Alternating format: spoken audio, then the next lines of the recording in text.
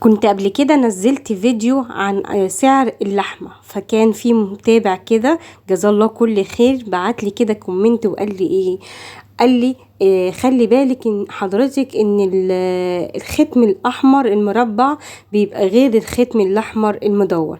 تعالوا يا جماعه كده نشوف، نسمي الله ونصلي على الرسول ونشوف ايه القصه دي.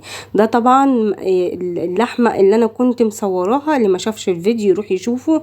وكانت سعر اللحمه حلو جدا، واي حاجه بلاقي سعرها حلو، وكمان بجربها معاكم، وكنت جربتها معاكم. واللحمه اللي انتوا شفتوها في اول الفيديو دي اللي انا سلقتها معاكم من نفس اللحمه اللي انتم شايفينها دي. لو حابين تشوفوا الفيديو ارجعوا للفيديو، او ممكن احطه لكم في صندوق الوصف لو افتكرت باذن الله.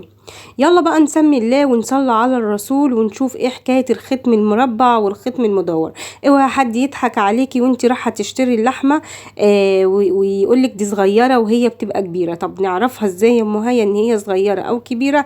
طبعا مع البحث والتدوير وان انا سالت طبعا جزارين كتير، ففعلا لقيت ان الكلام صح 100%. طبعا كلنا بنتعلم من بعضينا، زي ما انا بقول لكم ان كلنا بنتعلم من بعض. فتعالوا كده بقى، واوعى تطلعوا من الفيديو، فيديو مهم. شايفين الختم المدور ده؟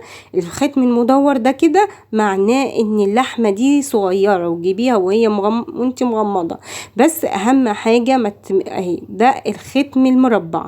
الختم المربع ده يا جماعه معناه ان اللحمه دي كبيره، وطبعا كبيرة يعني بتاخد سوا وبتبقى مفتلة ومش حلوة.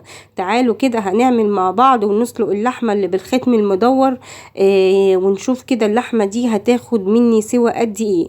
وطبعا عارفين شعاري في القناة هو الصدق والأمانة. هنسلق مع بعض اللحمة، وطبعا انا مش جاية اقول لكم طريقة اللحمة ابدا خالص، انا جاية اسلق معاكم اللحمة اللي بالختم المدور. طيب لو لقينا اللحمة مكتوب فيها ختم والختم ممسوح ما ناخدهاش، لان بيبقى عليها ختم جملي، مش بيبقى لا كندوز ولا بيبقى يعني لا بقري ولا حتى جاموسي يعني، وما بقاش كندوز اصلا، ده بيبقى جملي. وعارفين طبعا اللحمة الجملي يعني ايه، بتبقى كبيرة، بتاخد سوا جامد جدا، وفي الاخر هنحس ان هي مش مستوية معانا. فناخد بالنا جدا واحنا بنشتري اللحمة يبقى عليها ختم مدور ومكتوب عليها ان هي كندوز. بقري جاموسي مش هنختلف تكون بقري او جاموسي يعني، بس اهم حاجة تكون اللحمة مكتوب عليها ان هي جاموسي، سوري، تكون مكتوب عليها ان هي كندوز. تمام. ادي اللحمة معانا بعد ما استوت يا جماعة.